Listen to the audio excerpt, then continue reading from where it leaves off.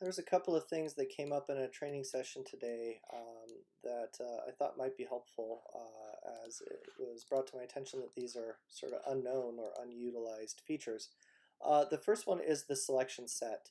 So if you select a group of elements here, and you can see I've got various types of elements. I've got some walls and objects and slabs and a morph. In my info box right here, the symbol that's showing is the object tool. So if I go to change the layer settings or size or anything within this, it's only going to change the objects within that selection. Beyond that, I also can't see necessarily, I can see that there's two selected and editable objects, but I can't see much more about those that they might have in common. So if I wanted to change the layers for everything in a selection or anything within that selection, what you can do is edit the selection set rather than the selection. To do that on Mac, it's Command Option T, and on Windows, I believe it's Control Alt T. And this does a few things.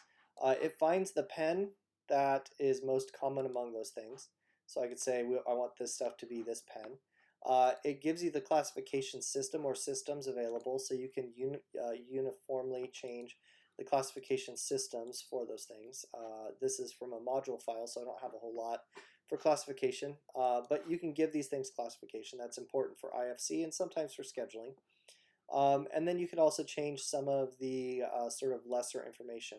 Renovation filter, though, is an important one here. You can actually see what's been selected and either pin them all to a select filter or show on a specific filter and change that. Probably position and structural function may be less important, but those are also criteria you can use for a schedule to filter things in and out of a schedule.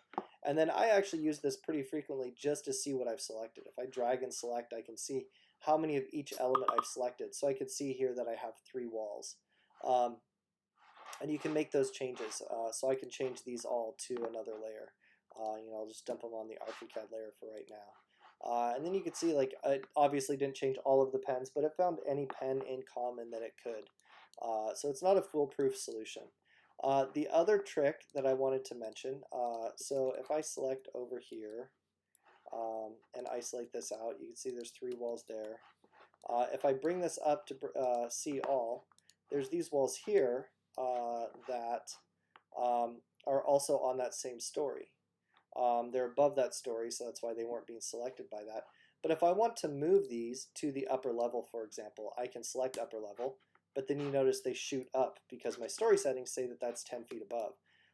So one workflow is obviously to go, oh yeah, I need to do the math and change this, so that'll go up to there, and then this needs to actually go to 0 or whatever it is. You end up with this sort of funky, weird situation going on. If you need to change the home story of this stuff, you can select that, and just like with the selection set, I don't have to worry about different types of stuff. Here I've got a morph and 2 walls. I can right-click and say relink home story of those elements to be on the upper level. Now when I say OK, I'm going to see that that morph is no longer here, but in fact is living here. For whatever reason, that wall is not showing up here. There'll be something to troubleshoot a little further. But that's essentially the solution for moving things between stories without adjusting their position.